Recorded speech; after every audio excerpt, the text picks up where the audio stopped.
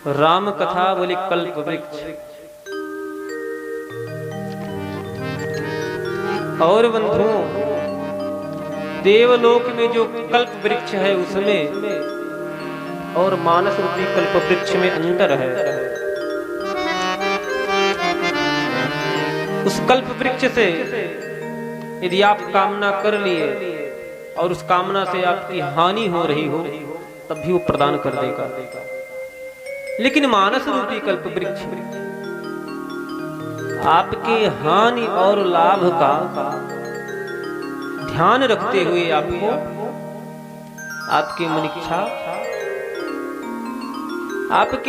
मन इच्छा को पूर्ण करता है। इसे कल्प वृक्ष कहा गया। और कलयुग में तो सबसे सरल उपाय है भगवान के गुणों को सुनते हुए, भगवान के नाम का कीर्तन करते हुए जीव सरलता पूर्वक सहज ही भगवान को प्राप्त कर लेता है। कल के प्रसंग में हमने श्रवण किया, अयोध्या कांड को श्रवण किया। अयोध्या कांड में हमने श्रवण किया देवताओं के द्वारा प्रेरित सरस्वती अयोध्या मंथरा के बुद्धि को बदलती हुई, कैकेयी के बुद्धि को बदलती हुई ऐसा चक्कर चलाई कि राम के राज्याभिषेक की जगह राम का वनवास हो गया। राम वन को गए, राम के विरह में दशरथ जी अपना प्राण त्याग दिए। अपने ननिहाल से भरत जी आए, दशरथ जी का अंतिम संस्कार किए शास्त्रोक्त विधि से। और भरत जी राम को मनाने चित्रकूट गए। चित्रकूट से भगवान के चरण पादुका लेकर के आए। कई लोग प्रश्न करते हैं, महाराज राम तो नंगे पांव गए थे, ये पादुका कहां से आई? तो जब मंत्रियों ने विचार किया कि भरत कह रहे हैं राम का वहीं हम राज्याभिषेक कर देंगे, तो राज्याभिषेक की सामग्री ले जानी पड़ेगी। राज्याभिषेक के सामग्री में इस पादुका भी था, सारे तीर्थों का जल भी था, समुद्र का जल भी था, सब कुछ था। तीर्थ जल समुद्र जल भरतकूप में तो राम जी डलवा दिए। भरत जी ने कहा मुझे कुछ अवलंब चाहिए, मुझे कुछ सहारा चाहिए 14 वर्ष व्यतीत करने के लिए। रघुनंदन ने उस सामग्री में जो पादुका था, उस पादुका को अपने चरणों में धारण करके और दे दी।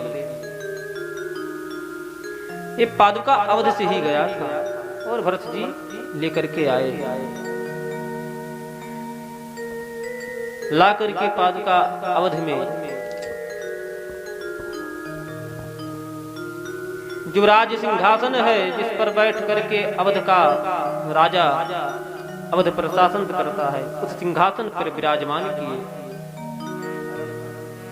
और स्वयं भरत जी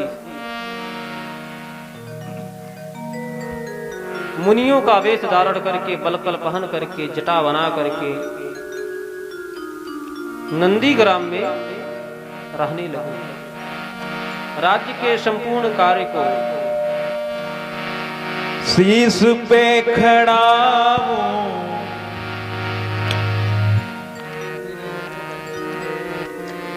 नारायण भरत जी नंदीग्राम में रहते हैं।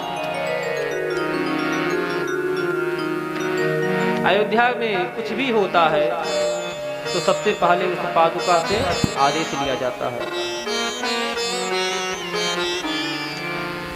कहते हैं महाराज पादुका तो जड़ है, लेकिन वे भगवान के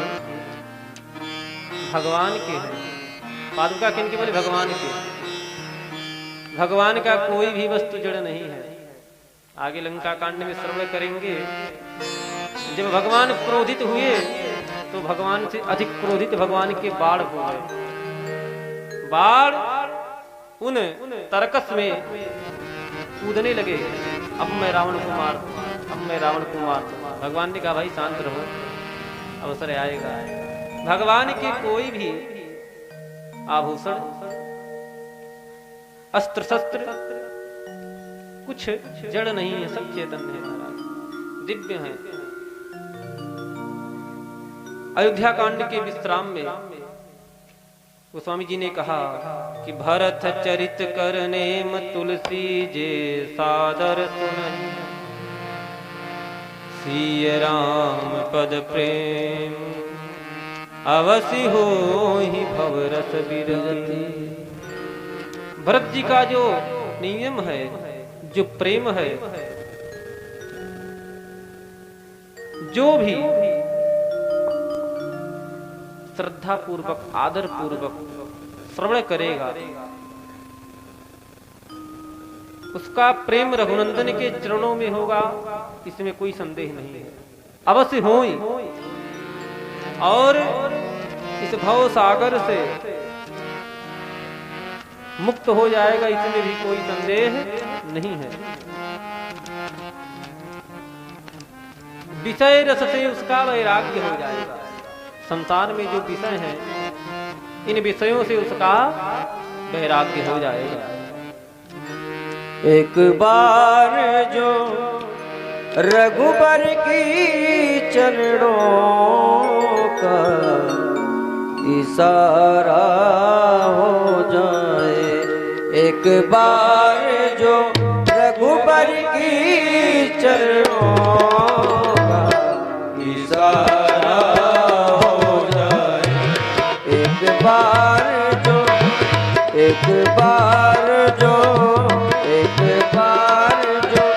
रघुबर की नजरों का इशारा हो जाए, एक बार जो रघुबर की नजरों का इशारा हो जाए। तेरी लगन में खो जाऊं, तेरी लगन में खो जाऊं, दुनिया से किनारा हो जाए, एक बार जो रघुबर की नजरों का इशारा हो जाए, एक बार जो रघुबर की नजरों का इशारा हो जाए।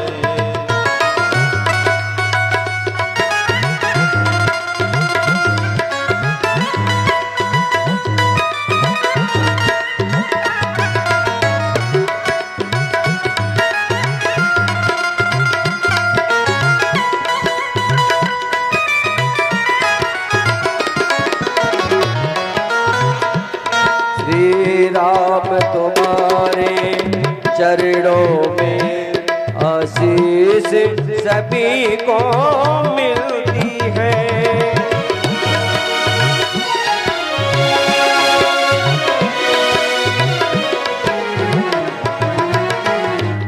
श्री राम तुम्हारे चरणों में आशीष सभी को यह धूल, यह धूल, यह धूल तुम्हारी मिल जाए, जीवन का सहारा हो जाए, यह धूल तुम्हारी मिल जाए, जीवन का सहारा हो जाए।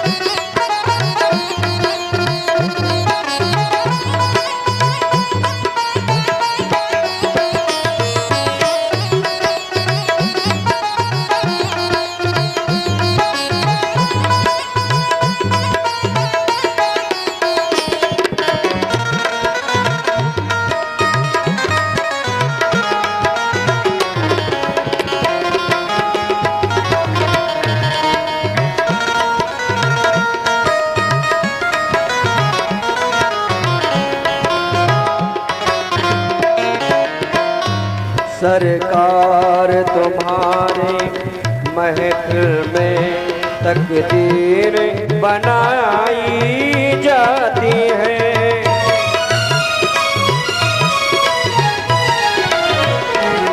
सरकार तुम्हारे महफिल में तकदीर बनाई जाती है। मेरी भी बिगड़ी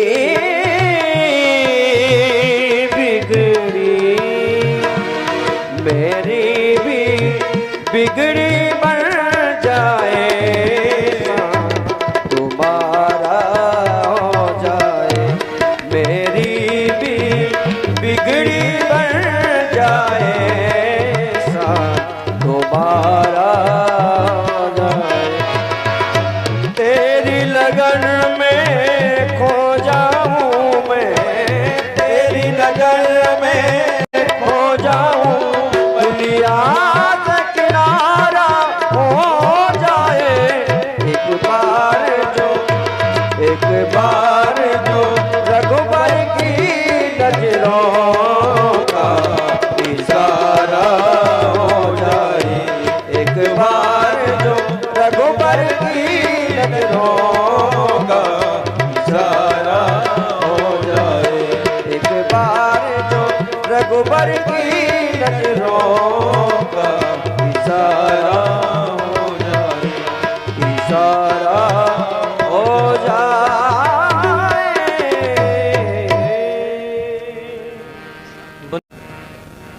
भरत जी का जो नेम है, नेम प्रेम सब रघुनंदन के प्रति है।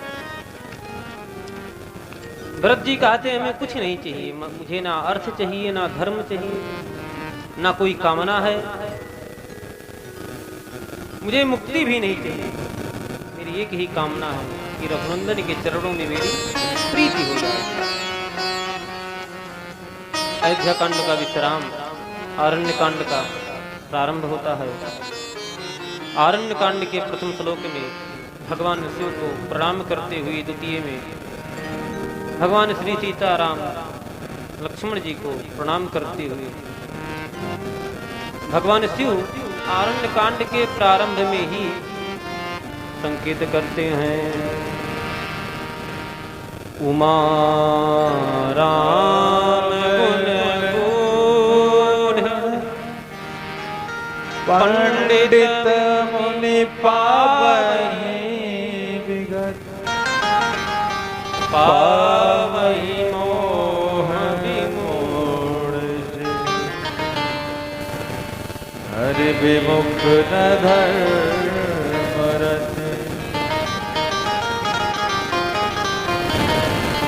कांड के प्रारंभ में ही भगवान शिव ने संकेत किया, हे देवी।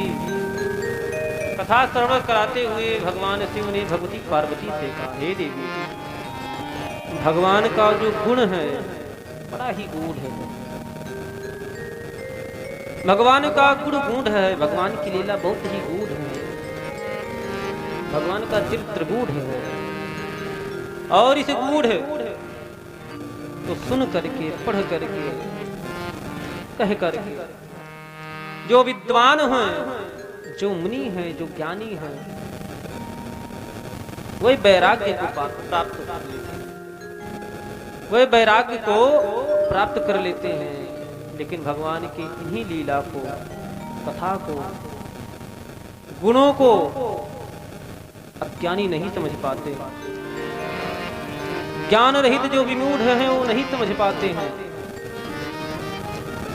कौन? बोले जिनका मन धर्म से विमुख है, जिनका मन धर्म में नहीं लगता, जो धर्मात्मा नहीं है। ऐसे लोग जिनकी धर्म में रुचि नहीं है, वे लोग बोले मोह को प्राप्त होते हैं। कुतर्की, कलमसी ऐसे लोग मोहित हो जाते हैं। और बुद्धिमान बोले वैराग्य को प्राप्त कर लेते हैं। गोस्वामी जी ने कहा, अब तक मैंने अवधवासियों का, भरत के प्रेम को अपनी मति के अनुसार गाया। अब भगवान के पवित्र चरित्र को सुनो। भगवान कहाँ है? चित्रकूट में। भगवान चित्रकूट में है। भगवान चित्रकूट में रास किया। आप लोग कहेंगे महाराज रास तो भगवान कृष्ण ने किया, रामन ने तो रास नहीं किया। बोले कृष्ण एक रास किए थे महाराज, कृष्ण एक रास किए और भगवान बोले 98 रास कर चुके, 99 में जयंत आ गया। भगवान भगवती जानकी के साथ चित्रकूट में रास करते हैं। आचार्यों ने कहा कि रघुनंदन ने संकल्प किया था कि हम 100 रास करेंगे। 98 संपन्न, 99 संपन्न हो गया, 100वां रास कर रहे थे कि तैयारी करो भाई रास करना है। तब तक जयंत आ गया और जयंत ने सीता के चरण में चोच मारा, रास को भंग कर दिया। उस रास को पूरा करने के लिए भगवान ने एक और अवतार लिया। भगवान कृष्ण के रूप में आए और फिर भगवान ने पूर्ववत संकल्प को पूर्ण किया। ऐसा संतों का मत है। कामदगिरी पर विराजमान होकर के भगवान रास करते हैं। बड़ा सुंदर सुंदर आचार्यों ने रास का पद भी लिखा। कामदगिरि दिग ढेर दिए जा। भगवान कामदगिरी पर है, रास करते हैं, नित्य विहार करते हैं।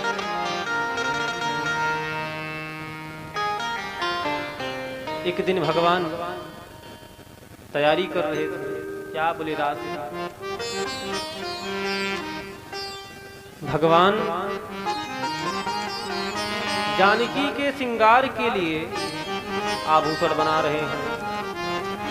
किसके आभूषण हैं? सोने के हैं, हीरे के हैं, पोखराज हैं, माणिक के हैं? बोले नहीं, भगवान हीरे सोने चांदी के आभूषण नहीं। बोले फिर? बोले सुंदर सुंदर पुष्पों का, सुंदर सुंदर पुष्पों का आभूषण बना रहे हैं।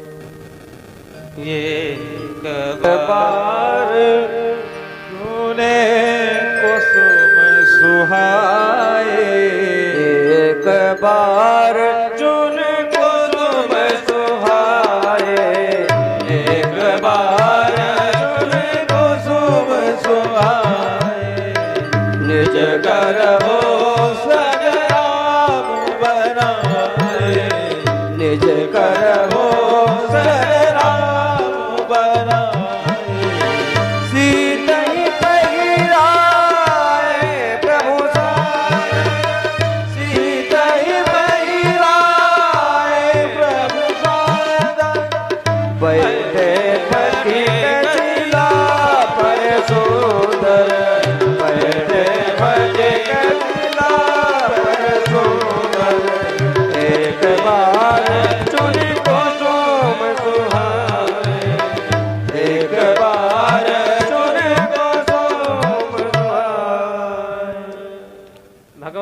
सुंदर सुंदर पुष्पों को उतारा।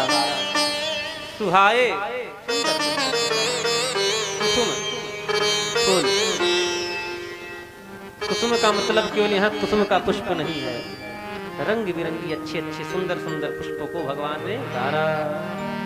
उन पुष्पों का भगवान ने हार बनाया। पचलड़ी सतलड़ी पुष्पों का भगवान ने बनाया। भगवान जानकी को ये आभास नहीं होने देते कि भगवती जानकी वन में है। भगवान ये एहसास नहीं होने देते कि वो वन में है, उन्हें कष्ट हो। भगवती को प्रसन्न रखने के लिए भगवान नित्य नए नए लीला करते हैं। एक दिन भगवान सुंदर सुंदर पुष्प को उतारा, पांव का पाजे, गले का हार, हाथ में कंगन, नाक की नथनी, माथे की टीका, कानों में कुंडल, कमर में करधनी, सब पुष्पों का बनाया। भगवान ने जानकी को पहनाया, पहना करके भगवान कहाँ बैठे? बोले फटिक। फटिक फटिक शिला जो है चित्रकूट में, उसी पर भगवान विराजमान है। उसी समय ये जयंत जो इंद्र का पुत्र है, कौए का रूप धारण किया। कौए का रूप धारण किया। जयंत को पहले से ही भगवान से ईर्ष्या था। हमारे अवध के संत कहते हैं कि भगवान जब बालक थे, एक दिन पतंग उड़ा रहे थे। पतंग उड़ा रहे थे, भगवान ने डोरी बढ़ाया और वो पतंग स्वर्ग में पहुंच गया। पतंग स्वर्ग में पहुंच गया। जब उस पतंग को जयंत की पत्नी देखी तो पतंग इतना सुंदर था, उसको देखकर मोहित हो गई।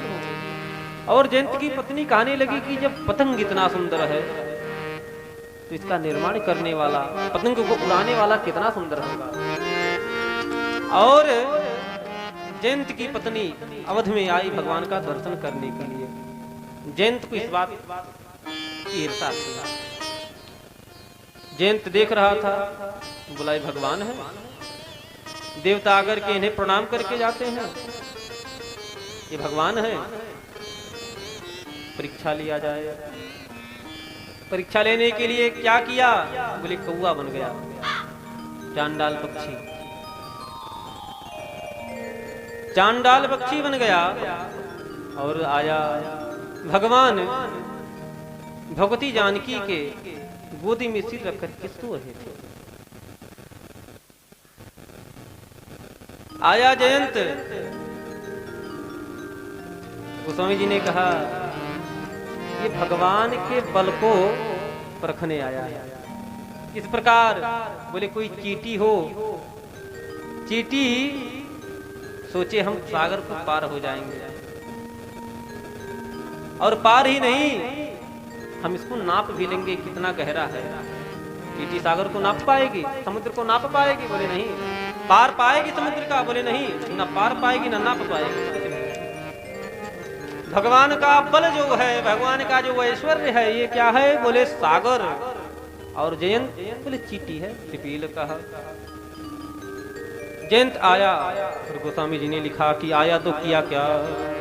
सीता चरण चोचती भाग, सीता चरण चोचती भाग, सीता चरण चोचती भाग, मुड़ मंद मत कारण कागा, मूल मंद कारण कागा, सीता चरण चोचती भाग, सीता चरण चोचती भाग, मुड़ मंद मत कारण कागा, चला रुधिर रघुनायक जाना, चला रुधिर रघुनायक जाना, सीख धनुष सायक संधाना, सीख धनुष सायक संधाना, सीख धनुष, सीख धनुष, सीख धनुष सायक संधाना। भगवान जानकी के चरण में चोट मारा। यह प्रसंग श्रीमद् वाल्मीकि रामायण में महर्षि वाल्मीकि सुंदर कांड में लिखते हैं और वहां वर्णन करते हैं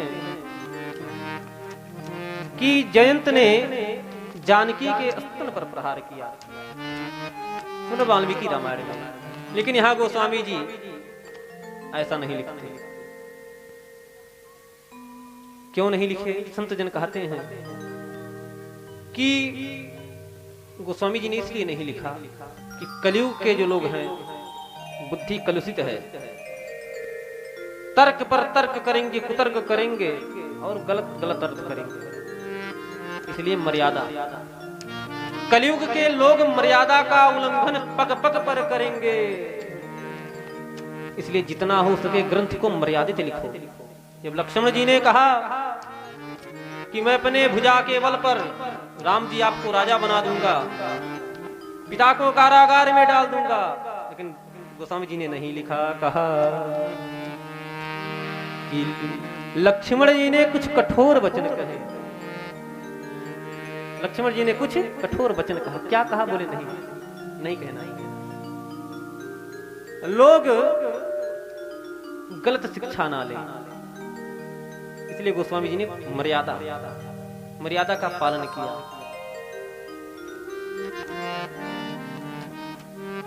जयंत भगवती जानकी के चरण में चोच मारा और ऐसा चोच मारा कि महाराज चला रुधिर मानो खून की धारा।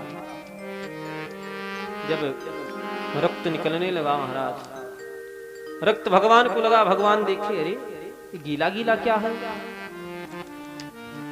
स्पर्श किए, देखे तो खून। तब तक देखे जयंत सामने बैठा है, चोच मार करके सामने बैठा था। भगवान ने कहा, अच्छा बच्चा, परीक्षा लेने आए हो, बल आजमाने आए हो। देखो जीव इतना मूर्ख है,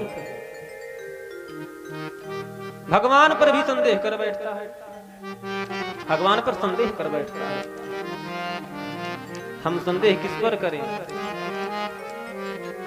उस पर संदेह करें जिसके ऊपर संदेह करने लायक हो, और संदेह भगवान पर कर बैठते हैं। भगवान पर तो तिल मात्र भी संदेह नहीं करना चाहिए। भगवान के कहे गए शब्दों पर संदेह नहीं करना चाहिए।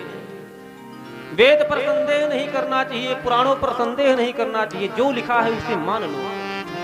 ना पूरा से अक्षर पालन कर सकते हो, जितना पालन कर पाओ उतना पालन करो, लेकिन संदेह करके, कुतर्क करके गलत अर्थ मत करो, गलत मार्ग मत निकालो। जयंत ने भगवान पर संदेह कर लिया। भगवान ने कहा, मेरे बल को देखना है। भगवान ने क्या किया? बोले, बैठे थे बगल में कुछ से एक सीख निकाले और उसे अभिमंत्रित करके फेंक दिए। अन्य ग्रंथों में यही है कि भगवान ने ऐसे सीख को फेंक दिया, लेकिन यहाँ है क्या कि भगवान ने सीख का ही धनुष बनाया और सीख का ही बाण बनाकर छोड़ दिया।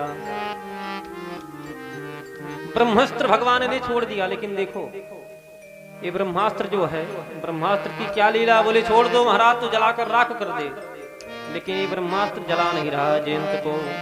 भगवान ने छोड़ा, जयंत भागा तो ब्रह्मास्त्र पीछे पीछे। भागो बच्चा। चाहता तो ब्रह्मास्त्र जला देता, लेकिन भगवान ने कहा अभी भी समय हो सकता है शरण में आ जाए, हो सकता है शरण में आ जाए। और आगे आगे जयंत भागे, पीछे पीछे ब्रह्मास्त्र। आगे आगे ब्रह्मास्त्र, पीछे पीछे जयंत, नारायण, पीछे पीछे ब्रह्मास्त्र, आगे आगे जयंत। जयंत जब भी देखता ब्रह्मास्त्र पीछे। सारे लोक में गया, सूर्य चंद्र वरुण कुबेर ब्रह्मलोक सब लोक गया, लेकिन किसी ने नहीं कहा रुको, क्योंकि रघुनंदन के प्रभाव को सब लोग जानते हैं। जैसे श्रीमद् भागवत में दुर्वासा जी को किसी ने नहीं कहा रुको। जब दुर्वासा जी को चक्र दौड़ाया महाराज, तो दुर्वासा जी भागे, 14 भुवन तीनों लोक में गए, लेकिन कोई बैठने को नहीं कहा। यहां भी जयंत को किसी ने नहीं कहा रुको। अरे जयंत अपने पिता के पास गया, इंद्र के पास गया, इंद्र ने भी नहीं कहा रुको, इंद्र ने कहा जाओ भैया, नहीं तो तुम्हारे चलते हमारे भी सीताराम, बैर तुमने किया तुम ही लो। गोस्वामी जी ने कहा किसी ने रुकने के लिए नहीं कहा, लेकिन एक को दया आ गई, दया आ गई। पूछा, कौन पूछा, कौन थे? नारद देखो विकल जयंता, नारद देखा विकल जयंता, लागे दया कोमल चित संता, लागे दया कोमल चित संता। नारद देखा विकल जयंता, नारद देखा विकल जयंता, लागी दया कोमल चित संता, लागी दया कोमल चित संता। पटवा तुरत राम पै जाए, पटवा तुरत राम पै जाई, कहे से पुकारी प्रणत गीत पागी, ऐसे पुकारी प्रणहित पाई। नारद जी ने देखा तो नारद को दया लगी। क्यों? गोस्वामी जी ने कहा कि संत का हृदय कोमल होता, दया लग गई। नारद ने कहा भैया क्यों भाग रहे हो? कहा महाराज बताने का समय नहीं है, बताने का समय नहीं है। क्या हुआ? पीछे देखो, पीछे ब्रह्मास्त्र मुझे नष्ट कर देगा। नारद जी ने कहा अगर नष्ट करना होता तो इतने दिन से भाग रहे हो, कब से, कब के सीताराम हो गया, सीताराम हो जाता। बोले फिर? बोले भी तुम्हें समय दिया जा रहा है, शरणागति कर लो, शरणागति कर लो। बोले किसके? बोले जिसके अपराधी हो। बोले महाराज हम ऐसा अपराध किए हैं कि अब की बार गए तो मार डालेंगे, छोड़ेंगे नहीं। बोले नहीं, मारना होता तो तुम्हें रघुनंदन कब का मार देते। जाओ भगवान की शरण में, जाकर के भगवान के चरणों में गिर पड़ो, भगवान तुम्हें क्षमा कर देंगे। वो दीन दयालु हैं, करुणा निधान हैं। नारद गया, नारद जयंत गया, गया तो गिरा, लेकिन भगवान के तरफ उसका पैर हो गया। जानकी जी इधर, इधर राम जी के तरफ पैर हो गया। जानकी जी ने उठा करके उसके सिर को रघुनंदन के चरणों में रख दिए। ये होता है माता का हृदय। जानकी जी ने कहा प्रभु क्षमा कर दो, क्षमा कर दो। बोले जानकी क्षमा के पात्र नहीं, ये क्षमा के पात्र नहीं, इनको दंड देना चाहिए। जानकी जी ने कहा प्रभु ये बताओ सारा संसार कौन है? बोले हमारी संतान है। बोले जब सारा जगत हमारा संतान है तो ये भी हमारा ही संतान है, ये भी हमारा ही संतान है। और संतान गलती करे तो उसे दंडित नहीं किया जाता, क्षमा किया जाता है। हमारे आचार्यों ने कहा नारायण से कहे, बोले प्रभु छोटा बालक जब माँ का स्तनपान करता है, स्तनपान करते हुए अपने लातों से माँ को मारता है, अपने लातों से माँ को मारता है। स्तनपान करते हुए, दूध पीते हुए माँ को लातों से मारता है। माँ क्रोधित होकर के उसे पटकती नहीं है, मारती नहीं है, अपितु प्रसन्न होती है। हे प्रभु हमने भी जाने अनजाने में अपराध किया है। शरण में आए है हम तुम्हारे, दया करोगे दयालु भगवन, संभालो बिगड़ी दशा हमारी, दया करोगे दयालु भगवन। शरण में आए है हम तुम्हारे, दया दयालु भगवान संभालो बिगड़ी दशा हमारी।